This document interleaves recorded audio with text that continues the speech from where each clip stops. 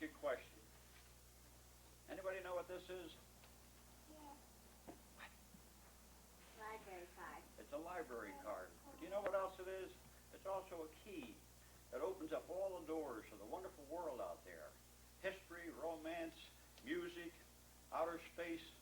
By belonging to the library and using this little card to open that door, you can travel so many wonderful miles of trips, adventure. So when you get older, grab a library card and become part of this magical world that you're living in. To start off our first event of the morning, our three gentlemen will bring you a classic that was written by Joel Chandler Harris.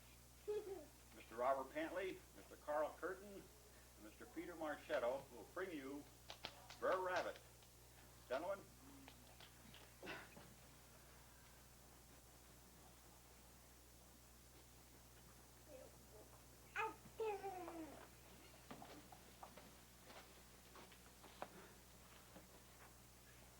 Well, Brer Bear, Yeah, Brother Fox. something's been bothering me lately. What's that? You know that dang Brer Rabbit? He just come lip-lopping down the road all the time and making howdy-do's. Yeah, he's a pleasant fella. He's always waving hello and howdy do. And how long have we trying to catch him? Oh, golly, coon's age at least. And what have we been trying to do to him? Well, we'd like to get him so we can fricassee up his hind legs. Or fry him? Yeah. Or boil him? Rabbit stew! You bet, you bet. Oh, I can hardly wait. You know, we've tried to catch him 5, 6, maybe 7 times. We never do, though. Why? He got some kind of smarts we ain't got. No. Uh-oh, I think I hear you. Howdy. Howdy. I hear you. Howdy. Howdy, boys. Howdy. Morning, Brer Rabbit. Why are you saying morning to him for? I told you we're going to catch him. Now, we got to get a new plan.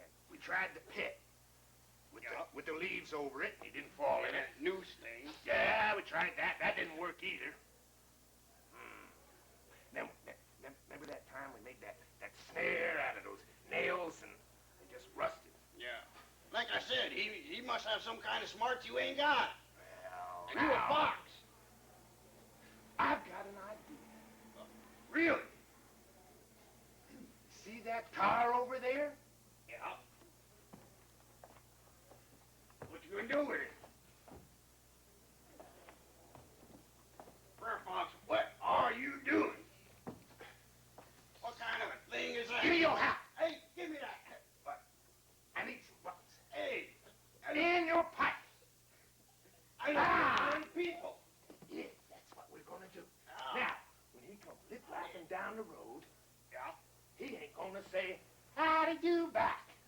No, that's And for you know what a temper old Brer Rabbit's got. Yeah, he got a good one. Okay, let's us go hide in the bushes. So I think I hear him coming now. Howdy. I say howdy, boy. Howdy. Don't you got no manners?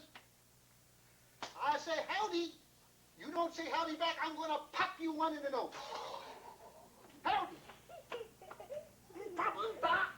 You let go of my fist. You let go of my fist, I'll pop you with the other one.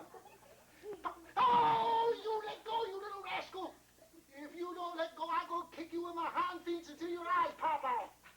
You let go. Pop. Oh, my feet. Let go of my feet.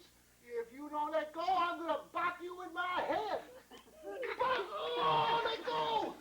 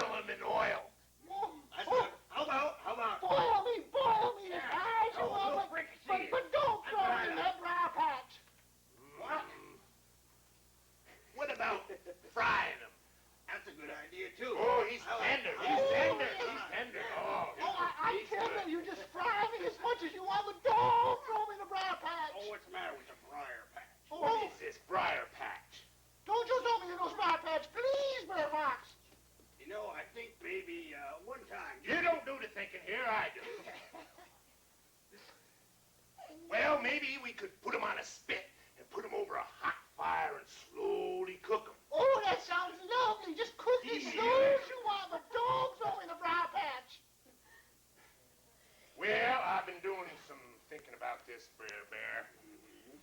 What do you think if we, What you boys whispering about? grab a hold of them and throw them in the briar patch and then We we sure can eat don't 'em? want that. I think that's a great idea. Well, what you gonna do, boys?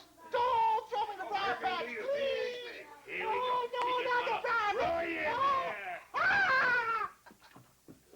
Ah! We got it.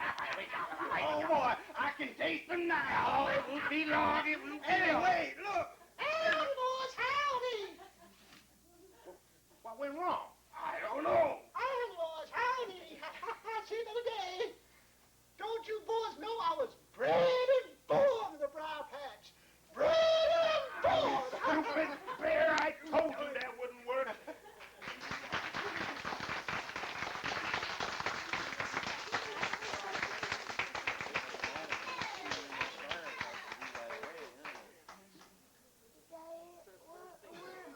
What else?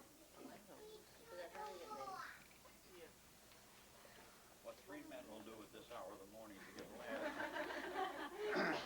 We have with us next, direct from Australia, a young man who will sing to you various songs of his native country, Mr. John Force.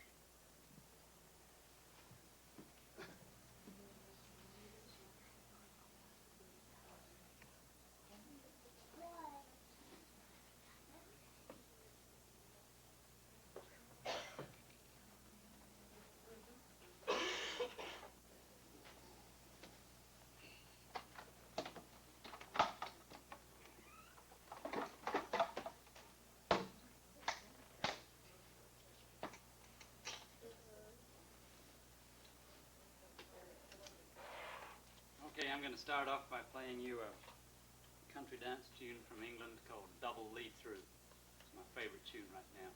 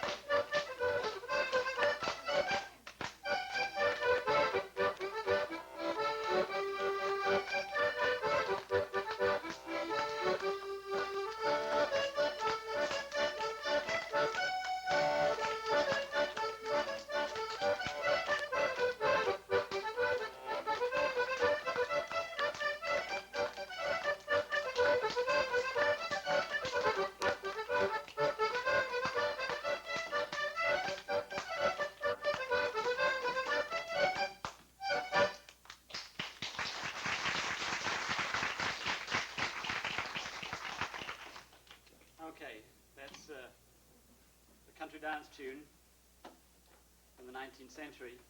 I'd like to move forward a little bit, and since this is a benefit for the library, I'd like to play at least one song that I learned from a book. This is a very famous book by John Tolkien called The Lord of the Rings, and some of you may know it. It's a song that the hero, Frodo, sings at a pub in the town of Bree called The Sign of the Prancing Pony. And the song is loosely based on a little rhyme about the man and the moon, and so the song's called The Man and the Moon. It's Frodo's song from The Sign of the Prancing Pony.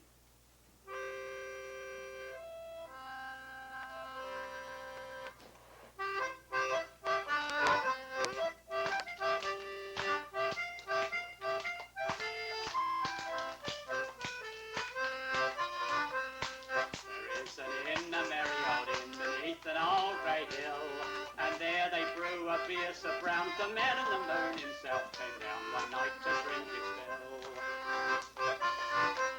The ostler has a tipsy cat that plays a five-string fiddle, and up and down she runs her bow, now squeaking high, now purring low, now snoring in the middle. The landlord keeps a little dog, he's mighty fond of jokes. When there's good cheer among the guests, he cocks an ear at all their jests and laughs until he chokes. They music turns her head like ale, which makes her wave her tufted tail and dance upon the green. And oh, the rows of silver spoons, the store of silver spoons. Well, Sunday there's a special care, and these they polish off with care on Saturday afternoons. The man in the moon was drinking deep. The cat began to wail. A dish and a spoon on the table danced. The cow in the garden madly pranced. The little dog chased his tail. So the man in the moon took another mug, then rolled beneath his chair, and there he dozed and dreamed of ale, till in the sky the stars turned pale, and dawn was in the air. So the ostler said to the tipsy cat, the horses of the moon, they neigh and champ their silver bits, but their master's been and drowned his wits, and the sun'll be rising soon. So the cat on the fiddle played lady the fiddle, a jig to wake the dead. She sawed and bowed and quickened the tune, and the landlord shook the man in the moon. It's after 3, he said. They rode him slowly up the hill and bundled him into the moon. The horses galloped up in the rear, and the cow came capering like a deer, and the dish ran off with a spoon. The prick of the fiddle went diddle-dum-diddle, the dog began to roar. The cow and the horses stood on their heads, and the guests all bounded from their beds and dumped upon the floor. With a knock, the fiddle string broke, the cow jumped over the moon. The little dog laughed to see such fun, and the Saturday dish ran up at a run with a silver Sunday spoon. The moon then rolled beneath the hill. The sun raised up her head.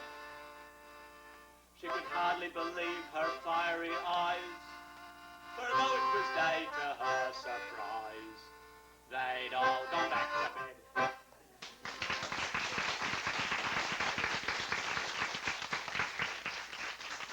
In case you're wondering about these instruments, this is a concertina.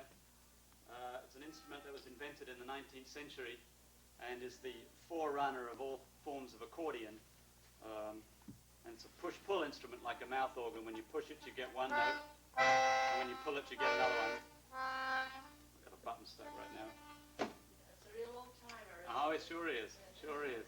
And this is the same thing, only it's a little bit bigger. All the buttons are on one side. And it's called a button key accordion. A button accordion, that's right. It was invented in Germany. And the next stage up is the piano accordion, which is a bigger instrument that's too big for me to carry around. Anyway, I'm going to put them aside, and I'm going to tell you a little tale now. This is another English story. It's about a family called the Ramsbottoms. The Ramsbottoms have a young son called Albert, and they decide they go to a town called Blackpool, and it's not much fun because nobody's getting drowned or anything, so they decide to go to the zoo. And this story is about what happened when they go to the zoo. It's called Albert and the Lion. It's a recitation in verse. There's a famous seaside town called Blackpool, and it's noted for fresh air and fun. And Mr. and Mrs. Ramsbottom went there with young Albert, their son. A grand little lad were young Albert, dressed in his best, fat to swell, with a stick with an horse's head handle, the finest that Woolworths could sell. They didn't think much to ocean. Waves was piddling, small. There were no shipwrecks and nobody drowned. In fact, nothing to laugh at all. So seeking for further amusement, they paid and went into the zoo, where there were lions and tigers and camels and old ale and sandwiches too. There were one great big lion called Wallace, and his fists were all covered in scars. And he lay in a somnolent posture, the side of his face on bars. Now Albert had heard about lions, and they were ferocious and wild. To see Wallace lion so peaceful, it didn't seem right to the child. So straightway the brave little fella, not showing a morsel of fear, took the stick with the horse's head handle and shoved it up Wallace's ear. You could see the lion didn't like it. For giving a kind of a roll, he pulled Albert inside cage with him and swallowed the little lad whole. Now Pa, who had seen the occurrence and didn't know what to do next, said, "Ma, yon lions at Albert. Ma said, I am vexed. Then Mr. and Mrs. Ramsbottom, quite rightly, when all's said and done, complained to the animal keeper that lion had eaten their son. The keeper was quite nice about it. He said, what a nasty mishap. Are you sure it's your son he's eaten? I said, am I sure? There's his cap. The manager had to be sent for. He came and he said, what's to do? I said, yon lion's at Albert's, and him in his Sunday clothes too. Ma said, right's right, young fella. I think it's a shame and a sin for lion to go and eat Albert after we paid to come in. The manager wanted no trouble. He took out his purse right away, saying, how much to settle the matter? I said, what do you usually pay? But Mother had turned a bit awkward when she thought where her Albert had gone. She said, no, someone's got to be summoned. So that were decided upon. So straightway they went to police station in front of magistrate chap and told what had happened to Albert and proved it by showing his cap. The magistrate gave his opinion that no one was really to blame, and he said that he hoped the Ramsbottoms would have further sons to their name. That mother got proper blazing. And thank you, sir, kindly, said she. What, spend all my life raising children to feed ruddy lions? Not me.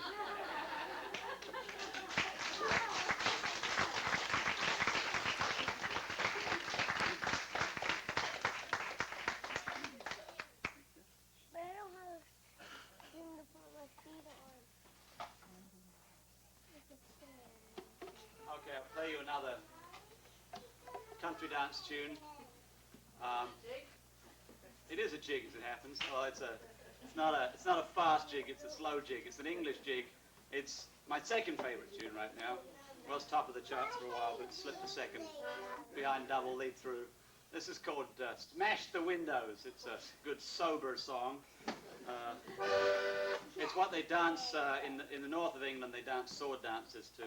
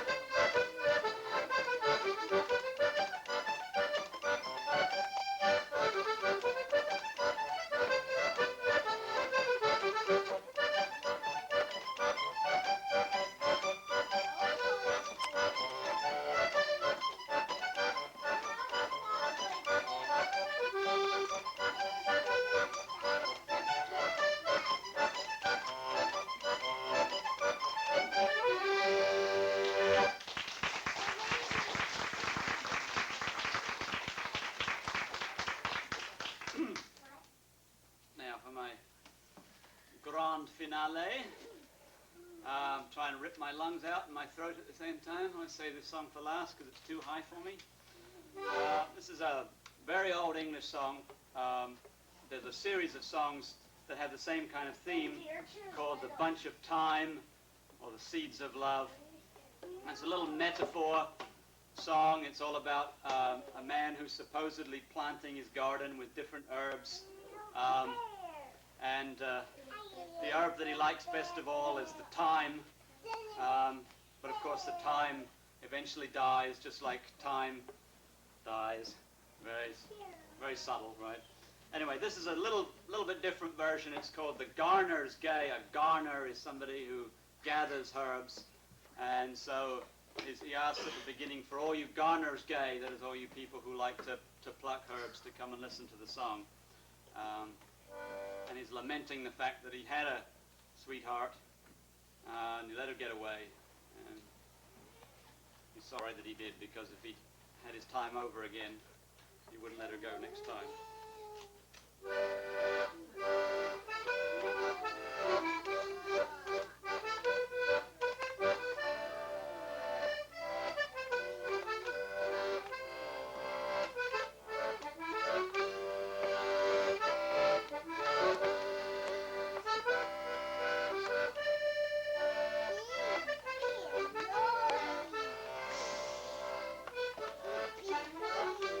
Come, all you garners gay, that are just now in your prime. I wish I was back in that funny girl's arms, where I've been many a time.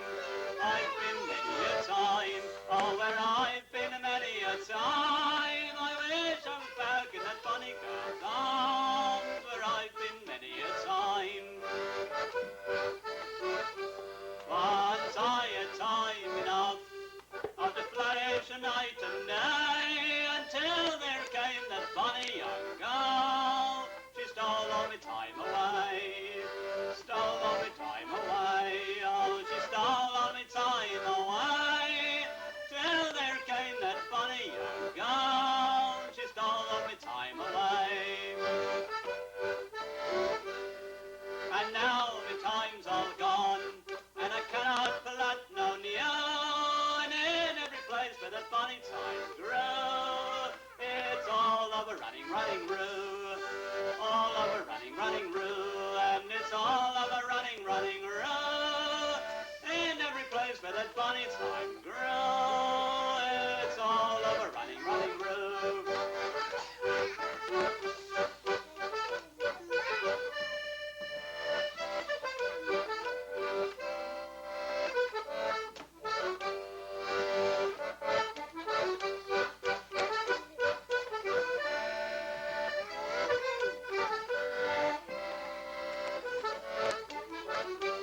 All the roads are running, running roots, and it's not the flower for me. I'll pluck out all of that running, running root, and put down a sturdy oak tree. Put down a sturdy oak tree, and I'll put down a sturdy oak tree. I'll pluck out all of that running, running root, and put down a sturdy oak tree. Stand you fast, sturdy oak. Stand you fast, don't never die. I'll prove as true to that funny young girl as the stars prove true to the sky. Stars prove true to the sky, as the stars prove true to the sky. I'll prove as true to that funny young girl as the stars prove true to the sky. Thank you.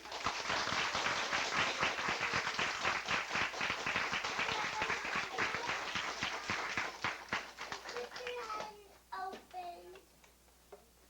And I need to do it for you if you want to do it at the end.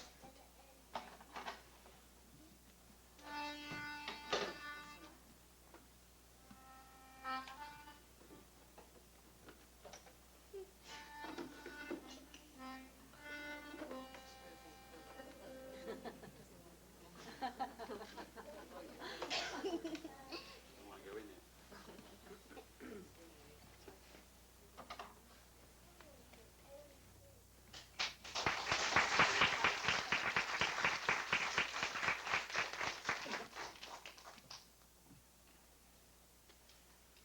And now, ladies and gentlemen, for a little change of pace, we have a storyteller with us this morning who is probably well known. He's been heard in various locations around the community. His name is Glenn Pontier, and he's going to bring you the story of Zeal Ross. Glenn?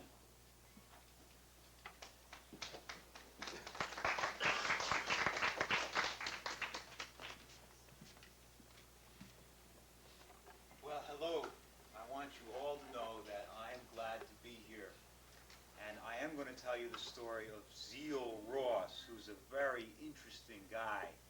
But before I tell you about Zeal and some of his friends, I I want to know if anybody here likes peanut butter. Raise your hand if you like peanut butter.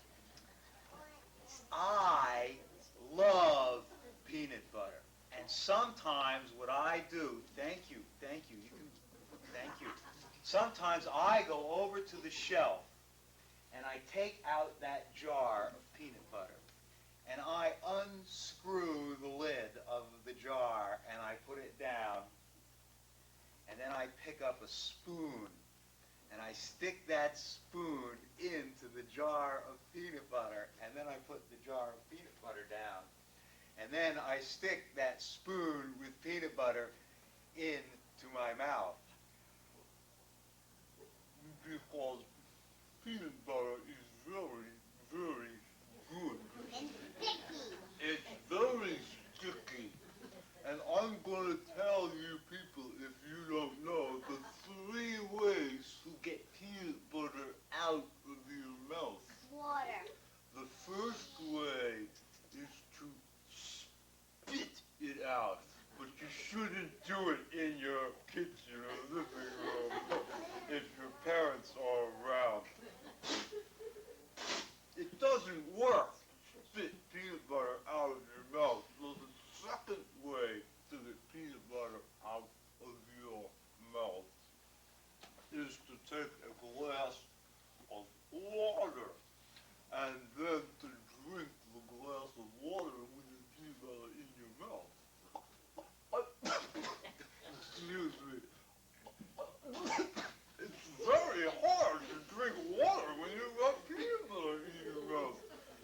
So the third way to get peanut butter out of your mouth is to take your finger and to stick it in your mouth like this and to pull the peanut butter out until it is all on your finger. Yeah. Now, I want to tell you that there are 3 ways to get peanut butter off of your finger. And the first way is to shake the peanut butter off of your finger. But you shouldn't do that in your living room or kitchen either if your parents are around, because it will get it on the floor. So the second way to get peanut butter off of your finger is to stick it under your arm.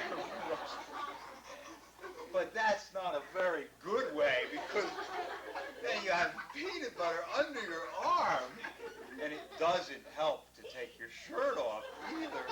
So that the third way to get peanut butter off of your finger is to stick your finger back in your mouth and peanut butter off of your hand. Now, there are 3 ways to get peanut butter out of your mouth.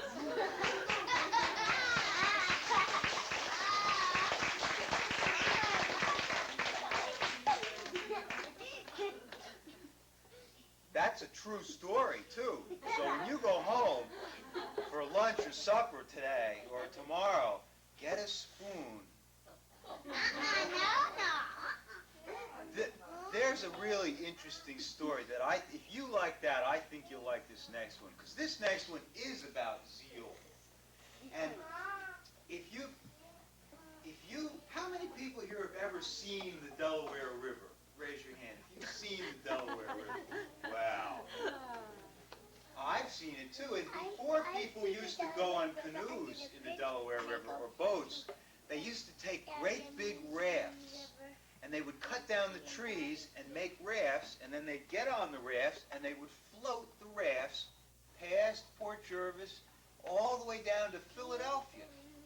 And in Philadelphia, they'd get off of the rafts and break them up and saw them into wood and sell them. And this is a story about Zeal Ross, who was a steersman on the back of one of the rafts. And Zeal wasn't a little guy like me. He was 6'4", weighed 240 pounds, had great big muscles, and a shock of blonde hair swept back across his head. He was Swedish, But the thing about Zeal Ross that made him very funny was that he didn't have any teeth. So that when Zeal talked, he sounded like this. Hi, my name is Zeal Ross, and I'm a nice Swedish fella, but I don't have any teeth. Now, you might know somebody without teeth, and That's always how they talk. well, Zeal Ross lived in Long Eddy, New York.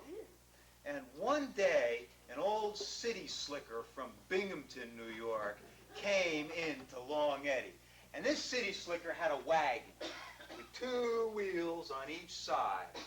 And on the side of that wagon, he had a sign that said patent medicine. And this old city slicker, he used to sell things like brass rings that you could put on your wrist to cure the arthritis. And he had a little vial of salve that you could rub into the joints to cure the rheumatism. And he had a bottle of elixir that was good for whatever ailed you, but it was powerful, good to drink on Sundays when you weren't supposed to drink anything else. And he also had up on his shelf 2 sets of false teeth. Well, when Zeal saw those sets of false teeth, he went up to that old city slicker and said, "Let me try a set on." So that fella took down one of those sets of false teeth and gave it to Zeal. And Zeal came and put that set of false teeth in his mouth. And He didn't sound like this anymore when he put these false teeth in. well, let me show you. He sounded like, It sounded like this, because the teeth are too small. He had to keep his lips all kind of pursed up like this so that the teeth wouldn't fall. Excuse me. so that the teeth wouldn't fall out. Well, he didn't really think that a set of false teeth like that would be very good, so he put those back up on the shelf and took down the other set of false teeth. Now, when he put in this set of false teeth, He did not sound like this anymore. And he didn't sound like this anymore. he sounded, well, let me show you. He sounded like, It sounded like this. But my teeth were too big to keep. He couldn't get his lips around the edge, so he confused me. he couldn't get his lips around the edge of his teeth, but that old city slicker from Binghamton told him that false teeth were a lot like store-bought shoes. You know, you had to break them in. And besides, old Zeal figured that with that set of false teeth, he'd have the biggest grin on the upper Delaware River. Let me show you. Hi, my name's Zeal Ross. Look at my grin. Well, Zeal took that set of false teeth, and he wore them every place he went, all winter long. But the next spring, the water was high, and the rafts were built, and Zeal, he was the steersman who had a big oar on the back of the rafts that used to float right down through Port Jervis. And he was on the back of his raft, and on the front of the raft, he had 3 or 4 fellows that they called four hands. And they had paddles, and they would paddle in the front of the raft, while old Zeal, he would steer in the back of the raft. Now, for folks that are familiar with the Delaware, you probably know that the hardest rapids on the whole river is a place called Skinner's Falls. And at Skinner's Falls, there's so many rocks on the left side of the river that you gotta stay on the right side. Well, old Zeal Ross was in the back, just kind of daydreaming of that set of false teeth, about all the fun he was going to have down in Philadelphia, all the apples he was going to be able to eat, all the women he would meet. And while he was just daydreaming, the fellows in the front were paddling as hard as they could to move that raft over to the right side of the river. And they were shouting an expression that goes like this: "Halt, t'other way! Halt, t'other way! Halt, t'other way!" And halt, t'other way means, hold it, you dummy, go the other way. Well, one of those halt, t'other ways sunk into Zeal's mind, and he forgot about the teeth. And he looked down, and sure enough, the raft was heading right for the rocks. So Zio Ross took all 6'4", 240 pounds of his muscular body and threw it into that oar. And when Zeal took all 6'4", 240 pounds of his muscular body and threw it into the oar, he changed the direction of the raft. But he also threw that set of false teeth out of his mouth and over the edge of the raft and down into the Delaware River. He was not happy. Well, this actually is not a story about Zeal Ross. This is a story about a man named Isaac Walton, who used to think of himself as the best fisherman on the upper Delaware. But for reasons that become clear as I continue, you will see that he was not the best fisherman on the upper Delaware. And Isaac Walton was the kind of guy that used to catch a lot of fish and brag about them to all of his neighbors. And he would go to every church and boarding house and tavern and inn and general store and barbecue and church supper and chicken supper, and wherever 2 or 3 people were gathered together and tell him about the great big fish he would catch.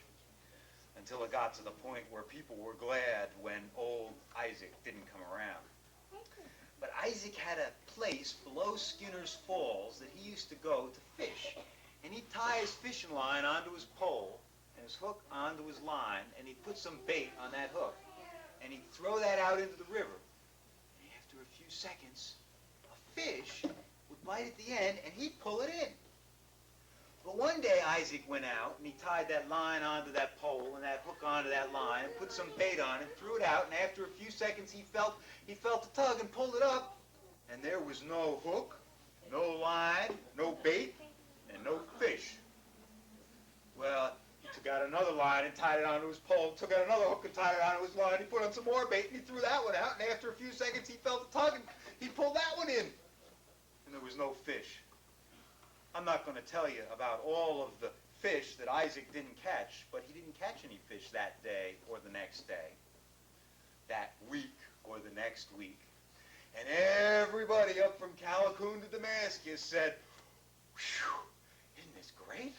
Old Isaac isn't catching fish, so he's not coming around to every church and supper and boarding house and inn and tavern and general store and wherever 2 or 3 of us are gathered together to tell us about the big fish." But after a couple of weeks, people got, a little worried. Wonder where Isaac is. Hadn't come around telling us about his fish.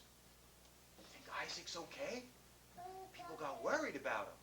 So a couple of his friends, one evening after work, when there was a great big full moon and a lot of light left, they went down to the edge of the river, and you know how the grass grows on the side, and they pushed it aside, and they looked through, and sure enough, there was Isaac with his tying a line onto his pole and tying a hook onto his line, putting a little bit of bait on and throwing it out into the river. And after a few seconds, he'd feel a tug and pull it up, and there'd be no fish or nothing on the end.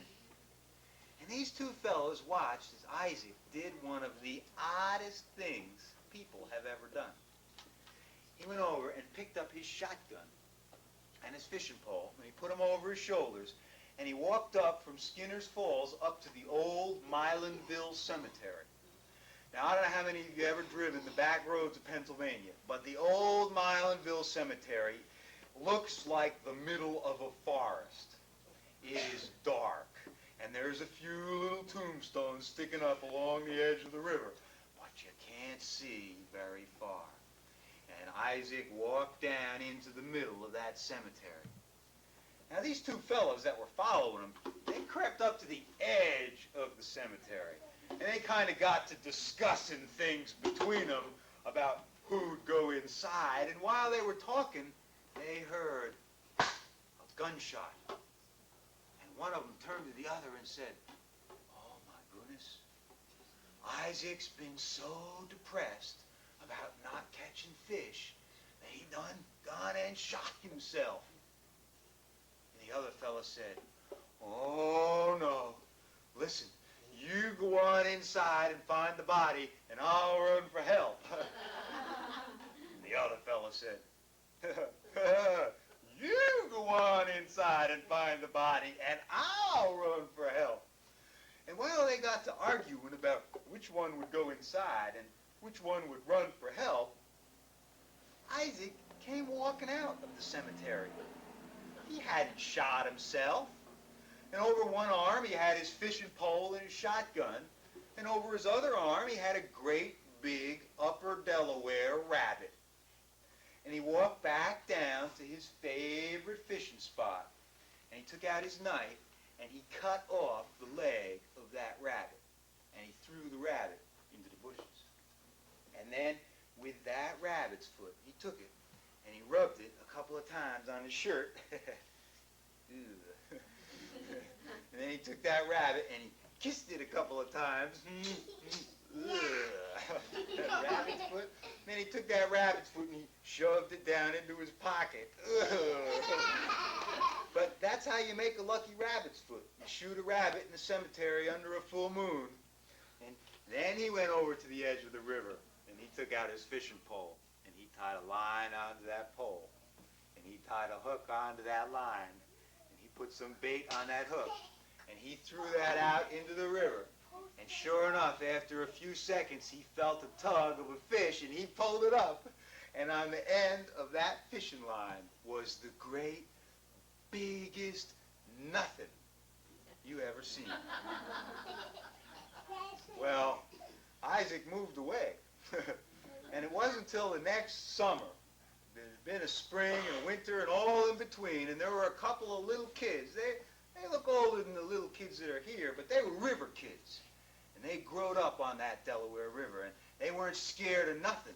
And they were playing down on what we used to call Horse Island. And on the edge of Horse Island was a beach. And there on that beach was the biggest fish that has ever been recorded in the Delaware.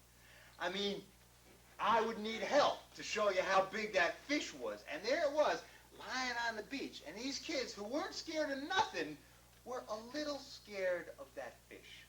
So they had a stick and they were poking it. And you know, even fish when they're dead, you know, they poked it in the tail and the tail kind of fluttered. And they went up and they poked that fish with that stick in the gills, you know, and the gills kind of waved at them. And they went way around to the front of that fish, and they poked that stick into that fish's nose, and when they poked that stick into that fish's nose, that fish kind of burped. And when that fish burped, out of its mouth rolled a set of false teeth. Well, folks got to figuring that those false teeth must have been the same ones that belonged to old Zeal Ross. Remember him? That he lost down into that river. And that fish had seen them teeth glitter in the water and come up and swallowed them. And they'd been lodged in that fish's mouth. And that fish was using them teeth to clip the line of old Isaac and all the other fishermen, and had grown to be the biggest fish in the upper west. Well, when Isaac heard the same story I just explained to you, he came back. And you may have heard the name of Isaac Walton connected with fishing somewhere along the line, because he went on to become the best fisherman on the upper Delaware River. And that's a true fish story.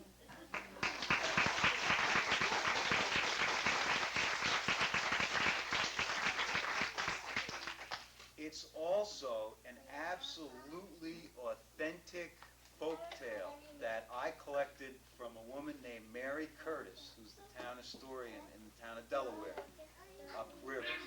And that's a story that the raftsmen themselves used to tell and embellish and add on to, and there's several different versions, including a little published one in a booklet by the Delaware Valley Arts Alliance. And, you know, these raftsmen actually, from the days of old Daniel Skinner, who's called the Lord High Admiral of the Upper Delaware, right through to the 1920s, for almost 200 years, people rafted that river commercially. And almost all of old Philadelphia, the buildings, the piers, the wharfs, are all built with lumber that came from up here, including the mast of the USS Constitution, which came from the upper Delaware. And if you know anything about Pennsylvania, there's a little community called Mast Hope, Pennsylvania. And of course, some of the old-timers there swear they can show you the right trunk, right the spot where that mast came from. And I don't think that they can. Well, they can, but I don't know if it's the real one. But there's a lot of folklore and stories about people rafting in the real days when we didn't use rubber rafts. I mean, when we rafted on logs. And it was a big industry, and there would be thousands of men sometimes on that river. And a fellow that was a steersman could make maybe $10 or $15, depending on whether he went to Easton or all the way down to Philadelphia, which was half as much as he could make farming. So it was worth it to take 1 or 2 trips and double your income. When they got to Philadelphia, they walked back. Well, I'm going to tell you one more story. And this story people are going to have to pay a little attention to because it gets a little involved. And if you can't get the punchline at the end, don't feel embarrassed. Just see me privately after and write down on a little note, and I will answer it. Because this is a story that shows some of the wit and wisdom of the Port Jervis heritage. It's a wonderful story about the character of people who lived in Port Jervis. And I used to live here, so I'm one of those people. Actually, I grew up in Port Jervis as a kid. There used to be, you know, Port Jervis has been a city for just about as long as it took to lose the population that enabled them to be a city. But before it got citified, there was a lot more farmland in the middle of town.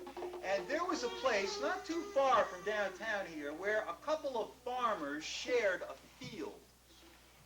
And this was a fenced field, and they each had a gate into their field. But the farmer that lived over on this side was a very rich farmer. I mean, he lived in a mansion that would make this library look like a little guest house. And he had lots of money which he liked to spend. And the farmer that lived over in this house was very poor. He was probably a lot like you and me. He was happy, but poor. And he lived in a little house that some might have called a shack, but he called home. And he never had enough money. But one day, the two of these fellows, who were friends, got to talking and said, let's go out and buy some horses. And then we can keep them in the field that we got between us, and we'll be able to go riding through Port Jervis whenever we want. Well, that rich fella, he took $4,000. And he went up to Saratoga Springs, New York, and he went down to Louisville, Kentucky. And somewhere between Saratoga Springs and Louisville, Kentucky, he plunked down $4,000, and he bought himself a $4,000 horse. Now, that poor farmer, he didn't have that kind of money, so he went to his neighbors and friends and family, and he kind of begged and borrowed and stole a little bit of money. And he got together $40. And he went to where the poor people go to buy horses. He went to Hoboken, New Jersey, and he plunked down $40 and rescued some old nag from the glue factory. Some old horse that wasn't going to be turned into a bottle of Elmer's glue. And he came back to that field leading his $40 horse at the same time that rich man came into that field leading his $4,000 horse. And they got to the middle of the field, and each one of them looked at his own horse. And then each one of them looked at the other horse, and they couldn't tell the two apart. That $40 horse looked an awful lot like that $4,000 horse, and vice versa. So one of them, he got the clever idea, and he took out a pair of scissors, and he kind of trimmed the hair off the tail of his horse. And then it was easy to tell the two apart. One of them had untrimmed tail, and one of them had a trimmed tail. Until after a couple of weeks, the hair on the tail grew back, and you couldn't tell the two horses apart anymore.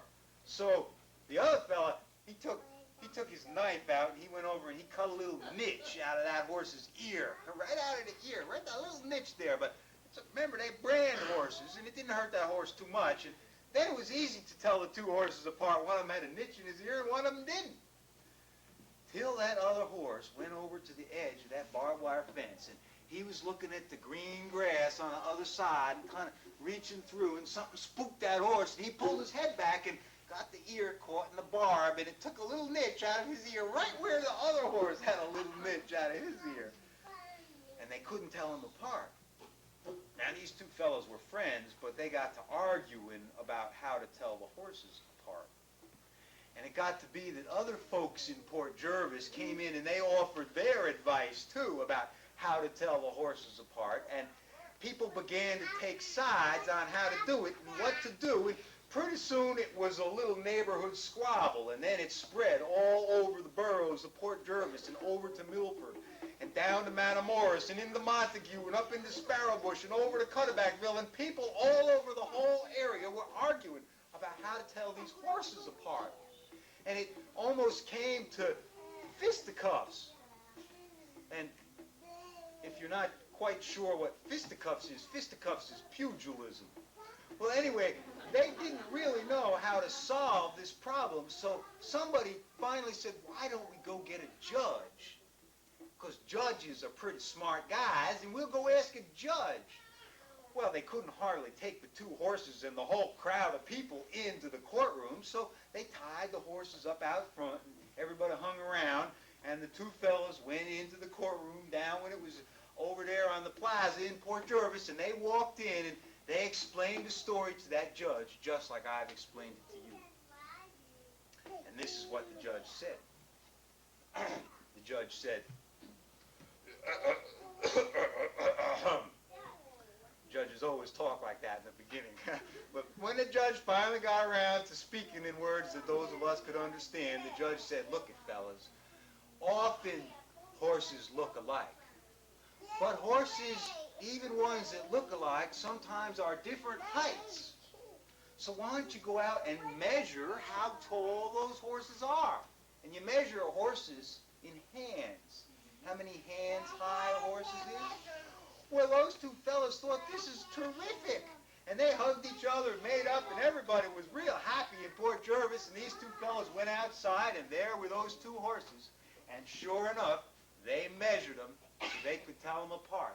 And when they took that judge's advice and figured out how tall they were, those two fellas discovered that the black horse was 2 hands higher than the white one.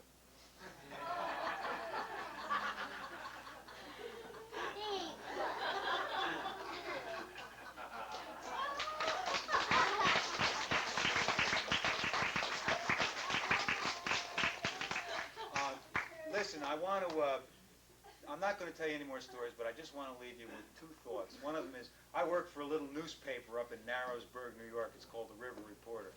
And you probably remember old Will Rogers said, you know, everything he knew he read in the papers. And everything I know I read in the papers. Because it gets me to read. And when I don't read it in the papers, I sometimes go to my public library, although we don't have one in Narrowsburg, so I got to go to Eldred or up to Callicoon or come down here to read.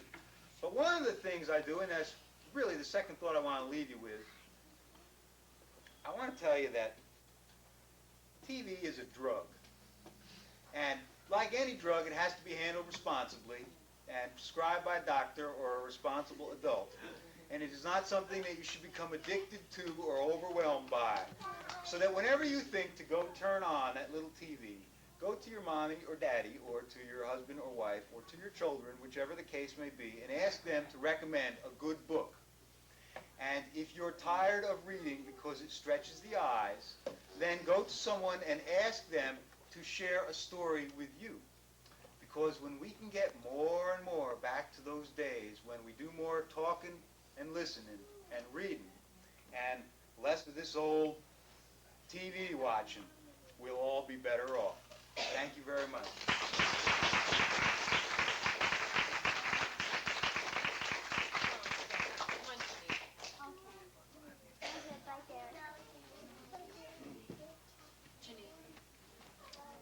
Craig. Miss?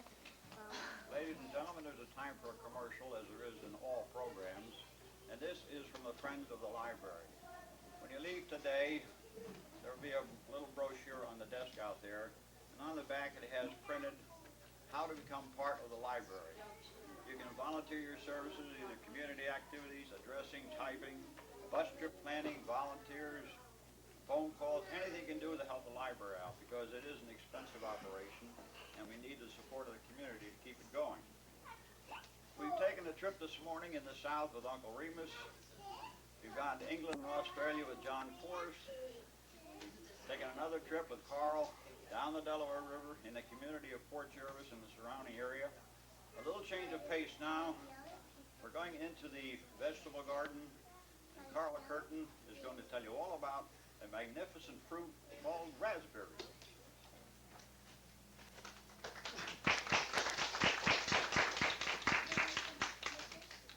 Whoa! Whoa there, Bessie! Whoa! That's a good horse. Morning, Mr. Garris. Got my eggs here. You interested in some? I got about 2 dozen this morning. Now, Mr. Garris runs one of the stores in this little Kansas City, and John's trying to sell his eggs. Mr. Garris got those little glasses that pinch right on your nose type. Sorry, John, I don't need any eggs today. But I've got these fine eggs. They're the best in the town, you know that. Sorry, John, don't need any eggs today. All right, Mr. Garris. John picked up the 2 baskets of eggs and goes across the street.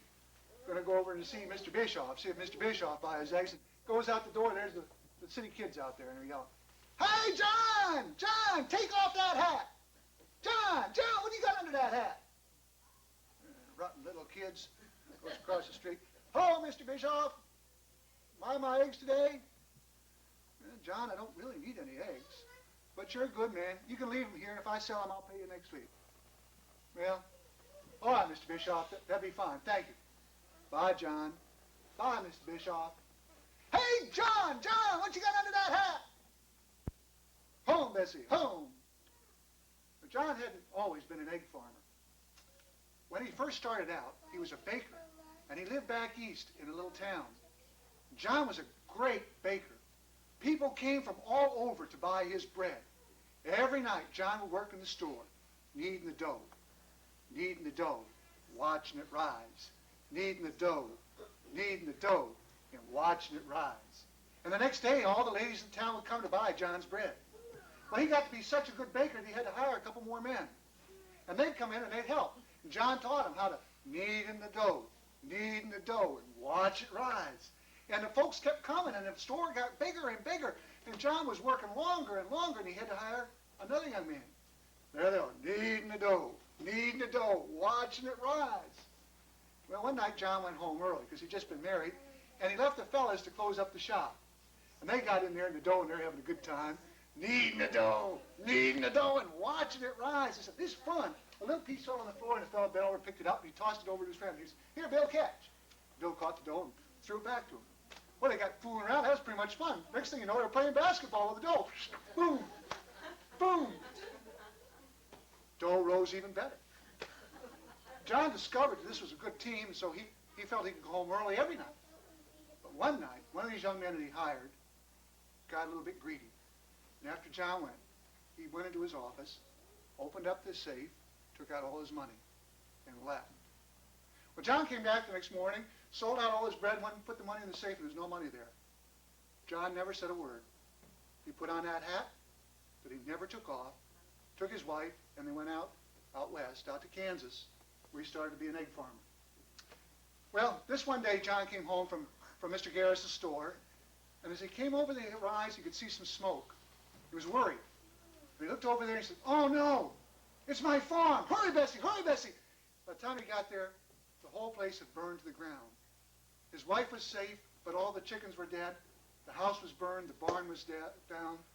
Oh, what'll I do? It was the second time now that John had lost his living. And he moped around for days, just felt dreadful. And one day he walked down to the woods, down this little stream. He was sitting there just kind of crying, not feeling very good. He looked over there, and it was the most beautiful little girl he'd ever seen. And she had on a dress that was covered with butterflies. And he watched her, and she had something growing. He said, what is that? He watched her, and right before his eyes, she disappeared, vanished. Now, he didn't know what to do. And so he went over there kind of timidly and said, what is this? That looks like a raspberry. Kind of timid because he wasn't sure.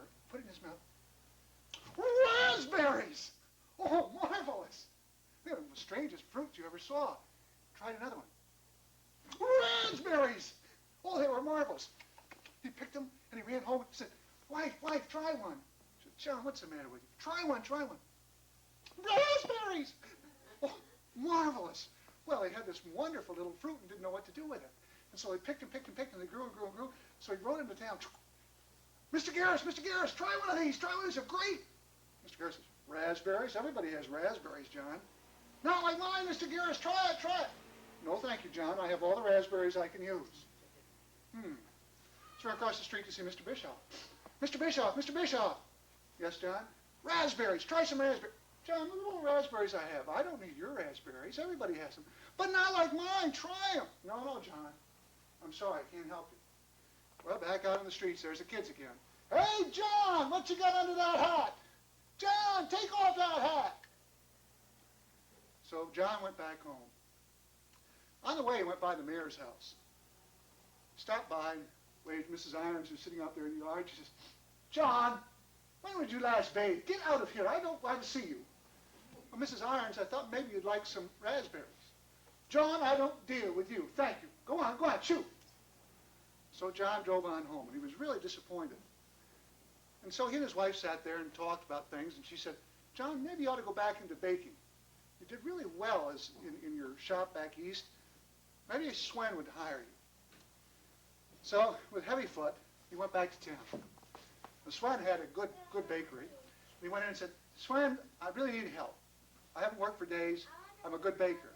Well, Swen hired John, and together they got to go, and Swen learned from John how to knead the dough, even better. Kneading in the dough, watching it rise. Kneading in the dough, watching it rise. And Swen's bake shop became very famous. And they sold even more and more bread. And even Mrs. Irons came in and said, oh, Swen, your bread is better this day. What have you been doing? And of course, he didn't tell her, because John was in the back room. So, a day came, and John said, I have an idea, Swen. I have some delicious raspberries. Let's make a different raspberry tart. Swen said, fine, let's try that. And so John brought in these marvelous raspberries, and there they were. They're rolling out the pastry, pour in the berries. Rolling out the pastry, pour in the berries, seal up the tart. Rolling out the dough, pouring in the berries, sealing up the tart. But when they put those tarts in the bread case, an amazing thing happened. Whenever anybody came in and took one of those tarts, say, thank you, raspberries! It was remarkable.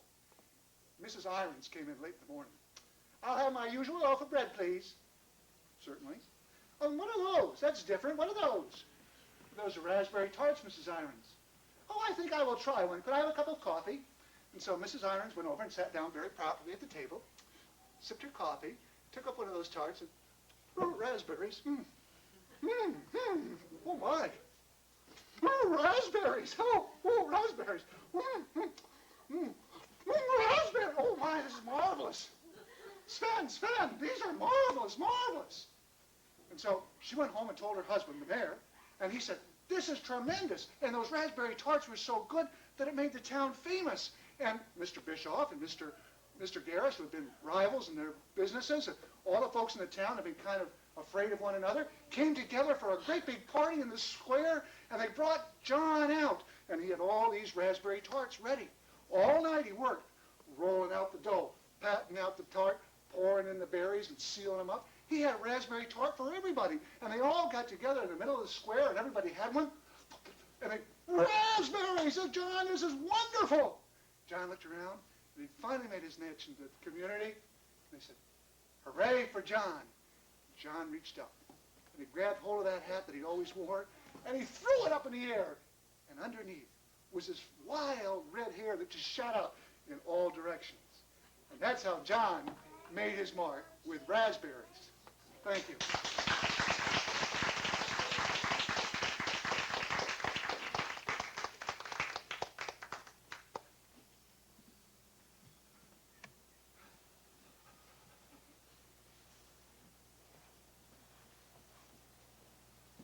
Well, we touched another part of the world too in the garden area. And now we're going to hit another part of the world. We have a young lady with us today from Appalachia. She's going to bring her songs and her stories about Appalachia. I'm sure you'll enjoy them. Miss Deborah Blinko.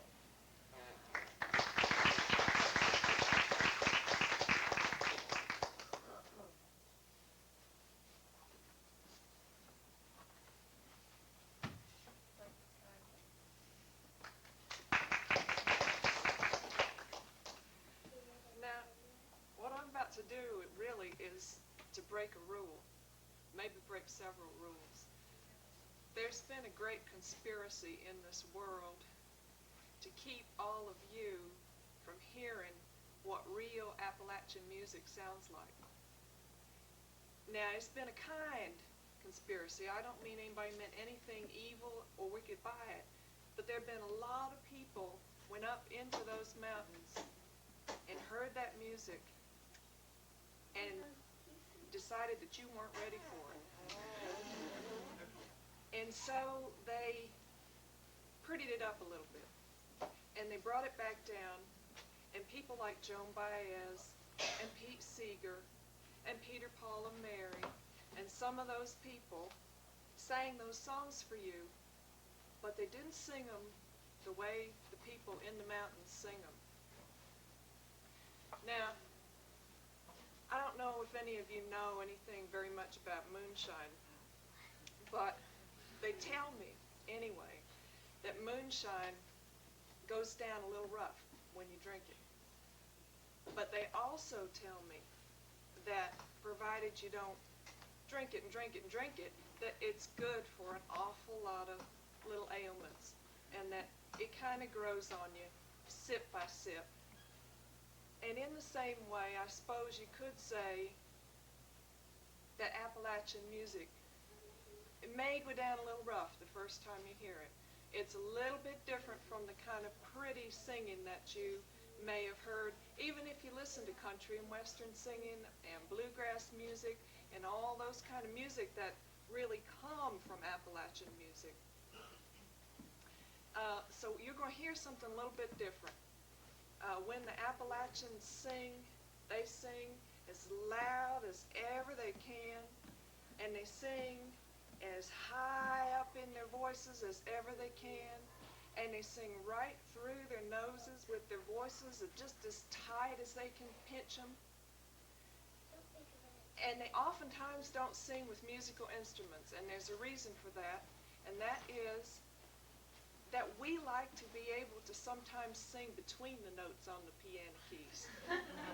And we don't like to have musical instruments getting in the way and telling us which way we have to sing. So, I'm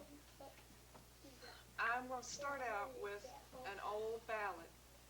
It originally came from Britain, and like many of the people in the Appalachian Mountains, and it came over with them. A ballad is a song that tells a story. Now, this ballad is a sad ballad, like many ballads are. Most ballads, in fact, tragic, sad, gory. But this one has about as happy an ending as you're going to find in any ballads that you ever hear. And it's a story of a young man who falls in love with a young woman in another town, and she, for whatever reason, well, actually, you'll hear the reason in the song, she decides that she won't have him. And he dies of sorrow. He dies of a broken heart. But despite all of that, there is a happy ending to the story, or at least, as I say, as happy an ending as you can get in ballads of this kind. So, I'll sing for you now, Barbara Allen. 'Twas in a merry month of May, when the green buds they were swelling, sweet William on his deathbed lay, for love of Barbary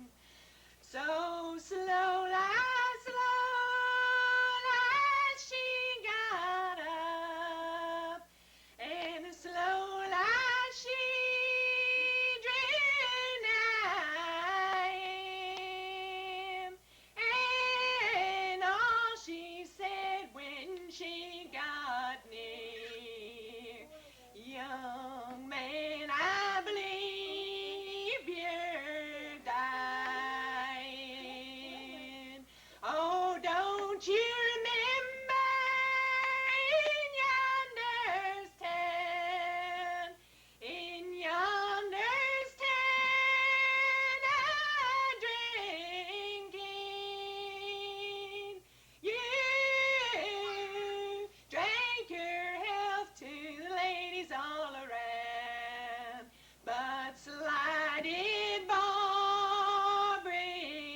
Allen.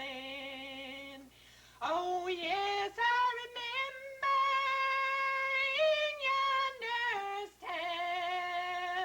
in yonder's town, a-drinking.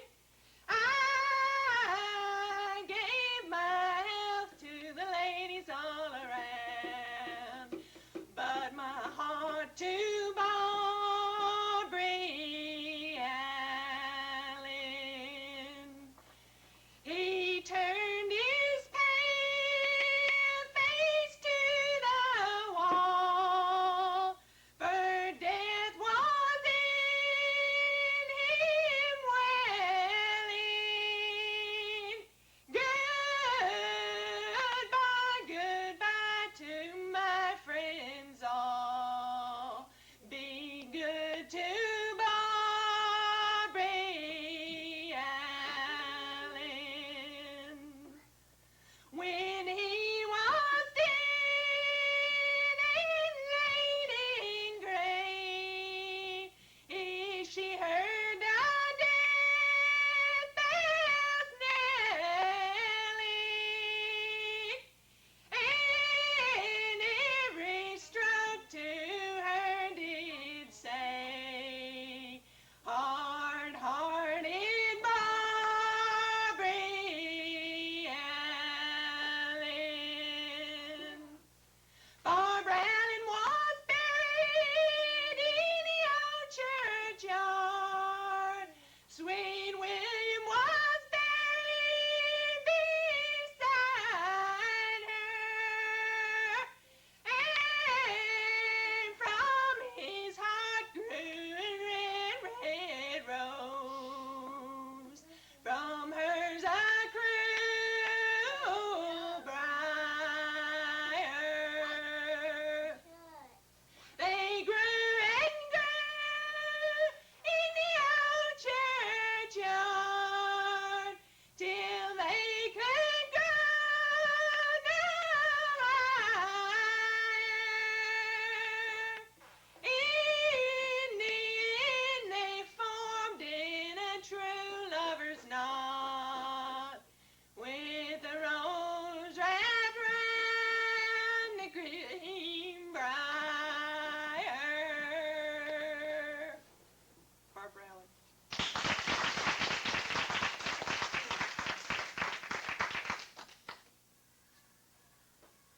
Well, it's a sad old song. There are other sad things that happen in the mountains, and I want to tell you about one of them. My family is from a county called Floyd County. It's in eastern Kentucky, in the mountains of Kentucky. And there's a banjo player there who was a cousin of mine. His name is Rufus Crisp. And Pete Seeger, when he was a young man, went to visit Rufus Crisp. And in fact, it was Rufus who taught Pete Seeger to play the banjo in the particular way that he plays the banjo now. And the reason that Pete Seeger was able to find Rufus Crisp was because another cousin of mine by the name of Margot Mayo was a folklorist, which meant that she went up into those mountains too. Of course, that was where she was from, and so she had a lot of kinfolk, and she was able to go into those mountains, and she collected and recorded a lot of songs and a lot of music there. And one of the songs that she found out about up there, and she found out about this song from Rufus, only he didn't remember the song, so she had to go a little bit further to be able to find the song itself. But the song was a song that was supposedly written by a man who was put in jail there in Floyd County. He was put in jail for attempted murder.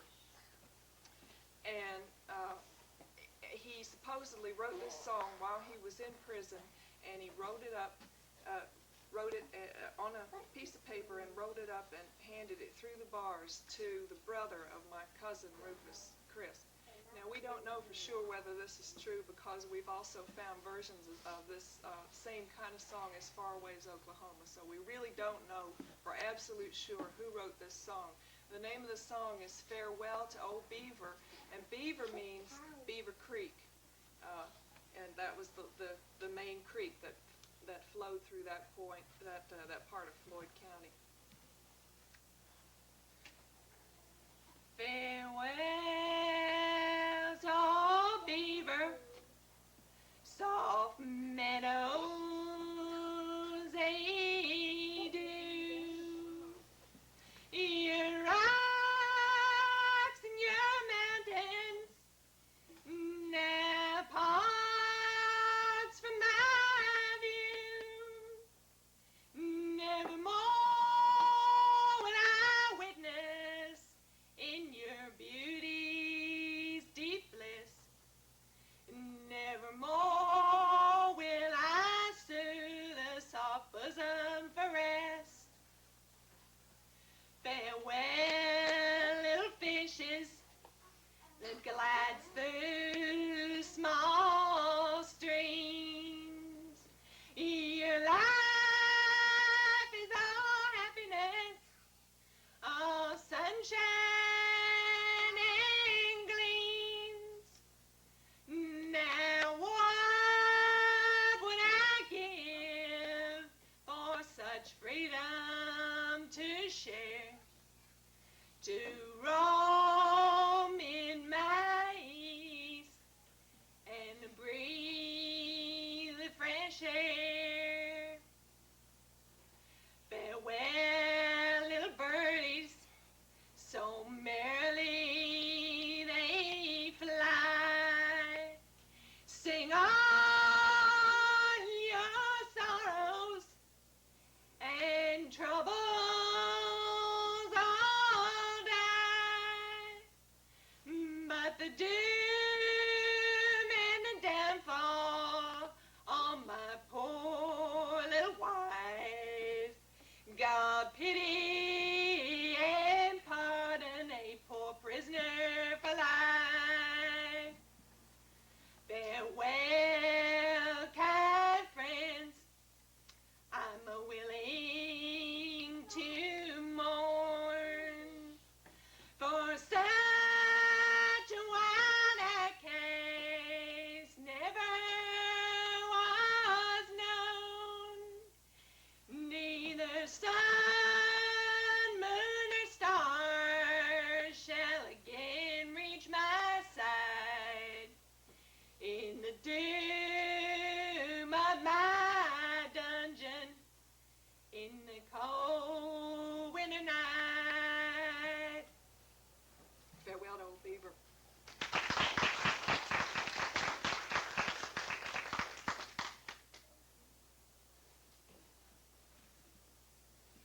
There's a lot of religion in the mountains, and there's a lot of hymn singing, and not all the hymn singing goes on in church. In fact, for a long, long time they didn't even have church buildings, and one of the sayings, one of the old sayings in the mountains, say if somebody was going to be married or somebody was going to have a funeral, then you might ask the family, well, where are you going to hold the funeral? Where are you going to hold the marrying? And if it wasn't to be in a church building, they might say, well, we're going to hold it in the big church. And that would mean they were going to hold it outside, because they believed that the whole world really was a church for them. And they felt very strongly about that. I'm going to sing a hymn from the singing of a woman who is known to the world as Aunt Molly Jackson. Some of you may have heard of her.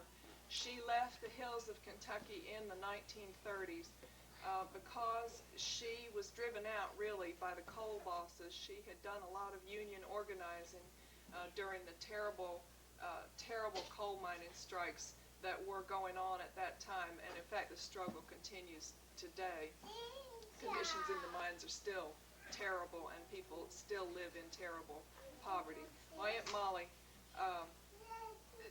after she left the mountains, she traveled around the country, and she sang a lot of, she wrote and sang a lot of protest songs about the mining. But she also carried with her some of the songs that she had learned as a child, and this was a song of her grandfathers and her father's a hymn. It's called the Lane Pilgrim, or the Lone Pilgrim. I came to the spot where late pilgrim lay, and pensively stood by the tomb, all in a low whisper. I heard something say, a sweet lie, I sleep here alone.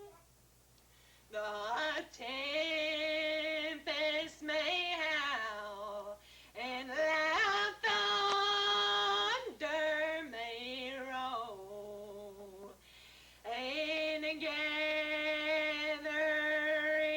storms may arise, yet calm is the feeling, there's rest in my soul, and the tears are all wiped from my eyes.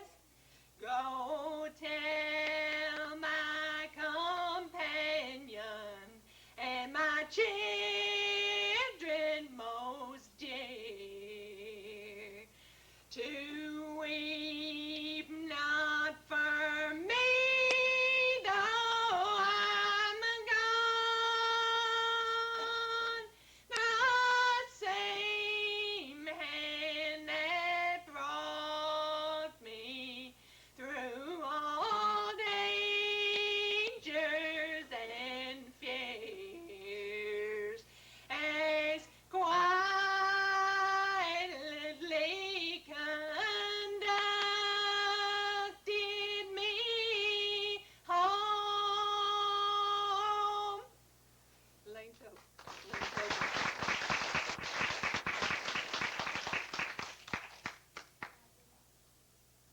I think I've probably exercised my voice in your ears about enough for one time, but I have a recitation, because just like in England, they had recitations, and in Scotland, and all over that part of the world, they had recitations. They had recitations in the mountains too. And this is a recitation. It's a poem that comes from a book, but I first heard it from my mother, who used to repeat it to me. And it's written by a man named James Whitcomb Riley. He's really from Indiana, but a lot of the people from the mountains of Kentucky, when they moved out of those mountains, they moved down into places like Indiana, into the more level land where it was a little bit easier to farm. And this is a poem called Little Orphan Annie. Little Orphan Annie's come to our house to stay, to wash the cups and saucers up and brush the crumbs away, and shoo the chickens off the porch, and dust the hearth and sweep, and make the fire and bake the bread to earn her board and keep. And all us other children, when the supper things is done, we sit round the kitchen fire, and we have the mostest fun of listening to the witch tales that Annie knows about, and the goblins that get you if you don't watch out. Well, once there was a little boy that wouldn't say his prayers, and had to go to bed at night way upstairs. His mammy heard him holler, his daddy heard him bawl, and when they turned the kivers back, he wasn't there at all. They searched him in the rafter rooms, and cubby holes, and press. They seeked him up the chimney flue, and everywheres, I guess. But all they ever found is just his pants and roundabout, and the goblins will get you if you don't watch out. And one time a little girl always laughed and grinned and made fun of everyone, all her blood and kin. And one time they was company, and old folks was there. And she mocked them, and she shocked them. She said she didn't care. And just as she kicked her heels and turned to run and hide, there was two big black things standing by her side. They jerked her through the ceiling before she knowed what she's about. And the goblins will get you if you don't watch out. Now, little orphan Annie says, when the flame turns blue and the lamp wick sputters and the wind goes, ooh, and you hear the crickets quit and the moon is gray and the lightning bugs in dew is all squinched away, you better mind your parents and your teachers fond and dear, and cherish them that loves you, and dry the orphan's tear, and help the poor and needy ones that clusters all about. Or the goblins will get you if you don't watch out.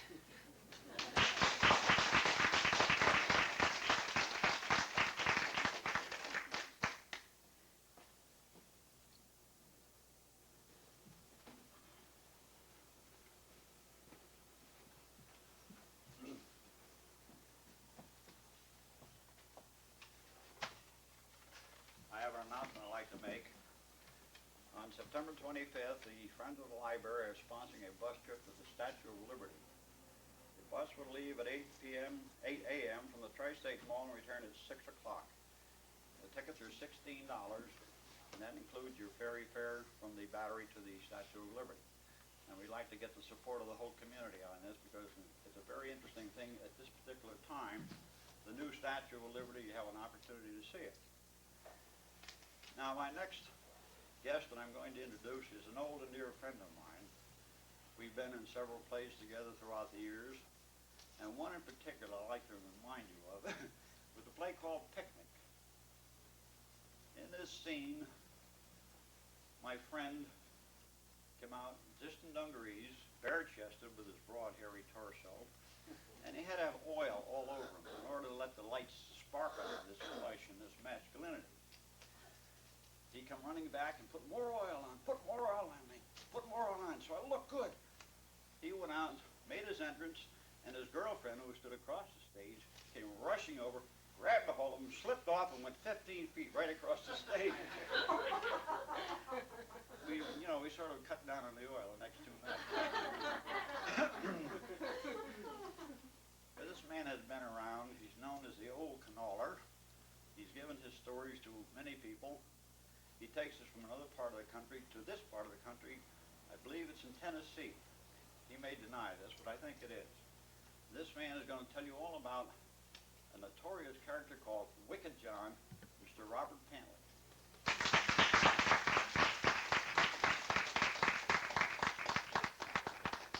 Well, thank you for that wonderful introduction. And that Appalachian music, that's what reminded me of old Wicked John. You know, seems like this man, some say he was born, others say he just showed up on his mother's and father's doorstep and bedeviled them so much that they got an early grave. He was so mean when he was a child. They said he used to take two cats and tie their tails together, throw it in the creek, and see if they could either break the tie or drown, and then he'd laugh. And his favorite thing, when he was only 10 years old, was going to a church and hiding in the bushes, and when somebody, a blind man, came along, or somebody on crutches, he'd run out and kick him out from under him, and he'd laugh and laugh and laugh. That's how mean this man was, and that's how wicked he was. Well, old Wicked John grew up, as we all do, and he had to get a profession. So he chose to be a blacksmith. Well, that's kind of a mean profession if you think about it. You got all that heat and the hammers and the nails and the sharp things around. One day, old Wicked John was thinking what he could do to bedevil somebody in the community, and he was out in his barn. And an old man came up, walking up the path, and he wasn't dressed too poorly, but poorly enough that Wicked John said I might have some fun with him. So he come up and he said, Excuse me, sir. I was wondering, do you have a place I could sit, a drink of water, and maybe something to eat? You'll be well repaid. Well, Wicked John, he thought, well repaid, he must have something in his pockets. He said, oh, I'll make something out of this.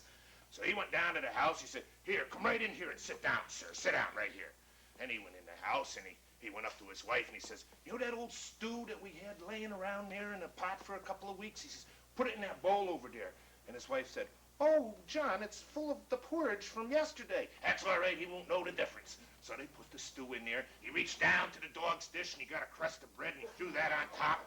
And on the way out, he got an old dirty glass and dipped it into the rain barrel. And he come out, and he says, here you are, sir. Finer thing you never had. Here, sit there and eat it. Well, the man put it on his lap and went, ugh.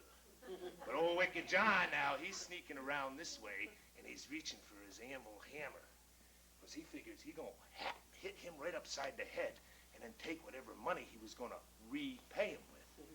Well, he couldn't find it, and when he turned around, and he turned back, and all of a sudden, that old man, he was dressed in white, and he was about 6'4", and had golden hair. So where'd that old man go? Well, he looked at him, and he said, I'm that old man. He said, hate to say it, but I'm St. Peter, and I was sent here to give 3 wishes to anybody that would give me food, water, and a place to rest. Old Wicked Johnny looked at him. He says, what is it, some kind of joke?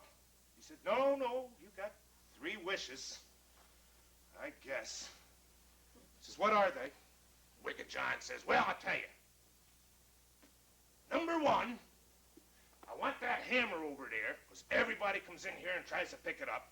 The next time anybody but me picks it up, I want that hammer to come and go bam, bam, bam, bam, bam, bam, right in their head. Yeah. So their eyes fall out. And beg for mercy. St. Peter said, well, you gonna back out of it? No, you've got your wish. Now what's number 2? Well, see that rocking chair? Everybody comes into my shop wants to sit in that rocking chair.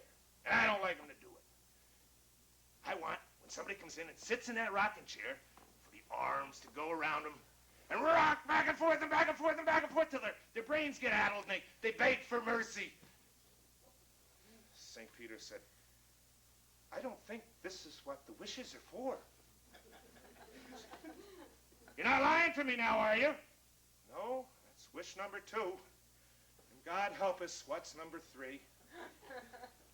Well, when John looked around, he couldn't think of anything. And then he walked out the door of the barn and looked, and there was this old thorn bush. It was only about that high. And he said, now this is my favorite flower, and you ought to see what these dogs and cats do to that when they come by my barn. Why, I want this bush, when anybody comes near it, to jump up and grow and get big, big thorns and grab a hold of them and punch them till they bleed and rip their eyes out and everything. St. Peter said, well, God save us. It's done. And poof, he disappeared. Well, I guess it was a week later. Old Wicked John went out there to fix some harness. He got into the barn and he heard a poof. And there was this ragacious smell. He turned around and looked. Lo and behold, there's a devil. He was about that big, a little bit of fella. He only had 1 little horn, and his tail was only about that long, and he had half a foot. Wicked John went over and he says, what do you want? Oh, the little devil stood there and said, my daddy wants to see you, Wicked John. It's your time. Wicked John looked at him and he said, well, I don't think I pay much attention to you. Little devil went, big streak of lightning. Oh, Wicked John said, maybe this devil a little more than I thought he was.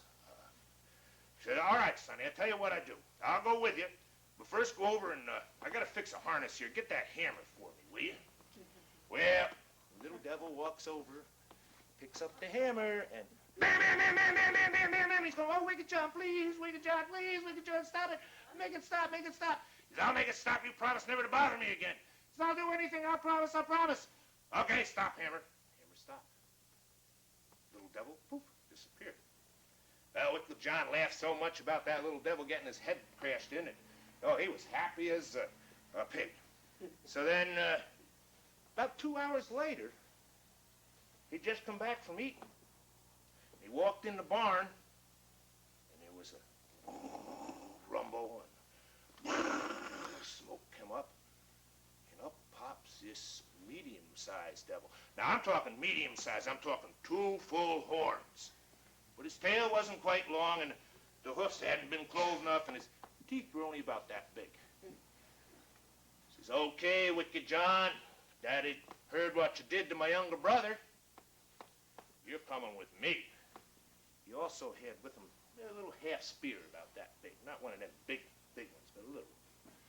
Wicked John looked at him and he says, oh, well, I guess I can. But I gotta fix a harness over there. Would you mind go getting my hammer? Wicked John, you're not pulling this on me. I heard what happened to my brother.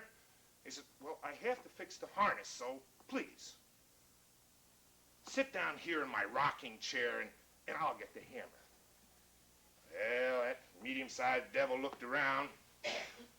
He went over and he sat down in the rocking chair. Well, I'll be danged if that thing didn't grab a hold of that medium-sized devil and they run back and forth and back and forth. Please, Wicked John, my brains are getting addled. Please, please. I'll do anything you say. Are you begging for mercy, boy? I'm begging for mercy. Okay, you leave me alone, I'll leave you alone. Okay, chair, let him go. Poof, disappeared. Well, old Wicked John, he felt real satisfied now. I haven't had this much fun in a coon's age. And then, long about dark, he had to go to close the barn up. Well, thought he'd take a look around inside.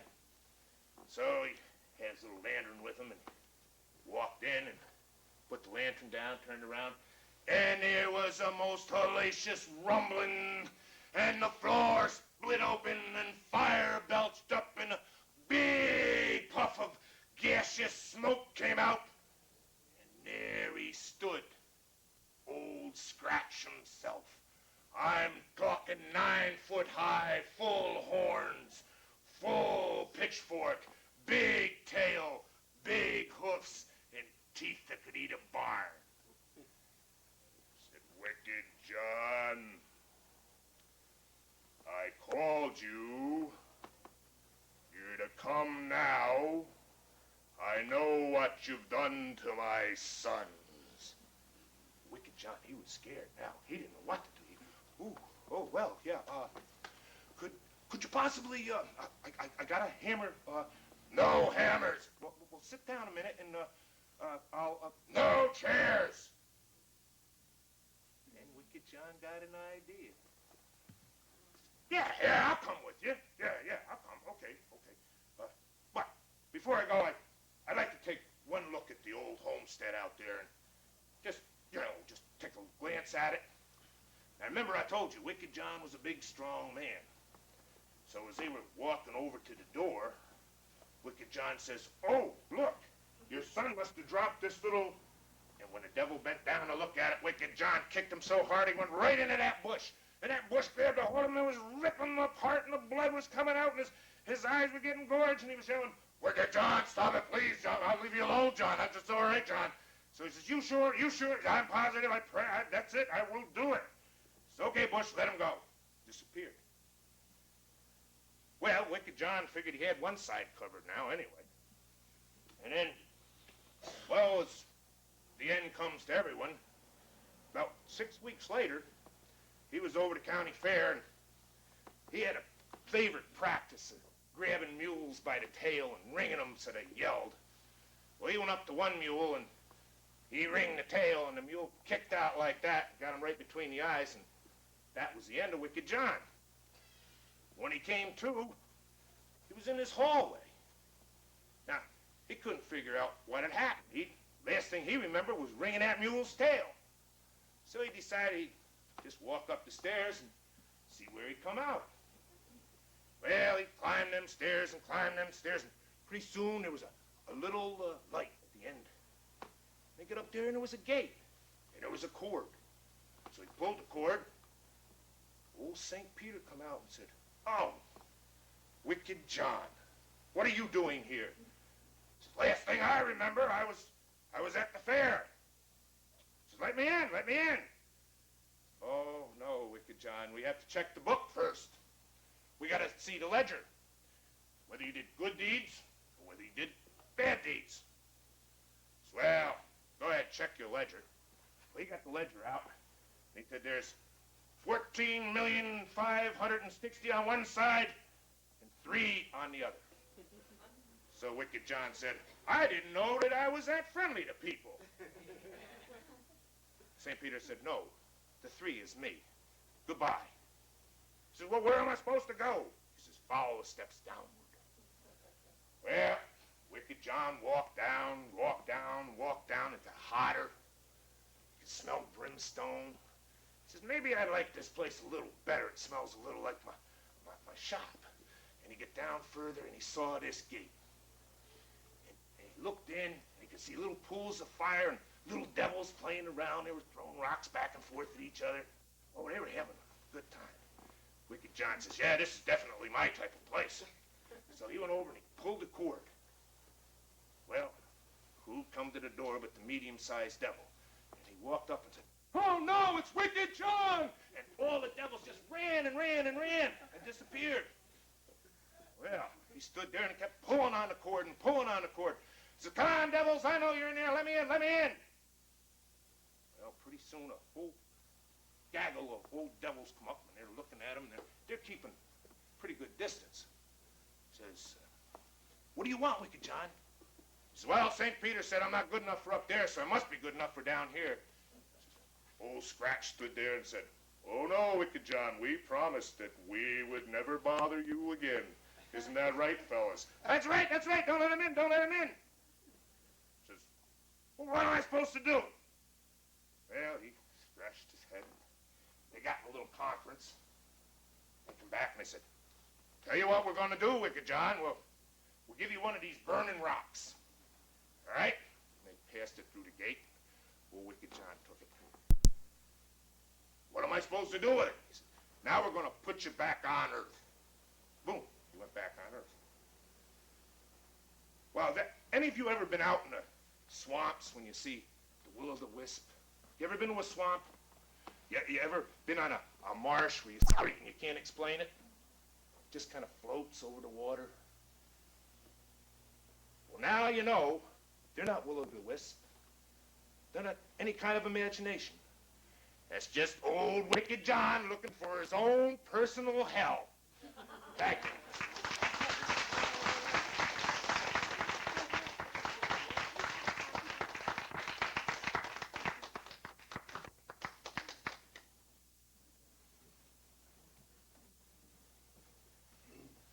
I'd like to remind you of 2 things this morning. One is the brochure when you leave about supporting the library. 2 is the bus trip on September the 25th. I'd like to thank all the performers that took place in this morning's show, took part in it, and all the people that helped out, in particular, one who did most of the work, I believe, Mrs. Sue Pantley back there.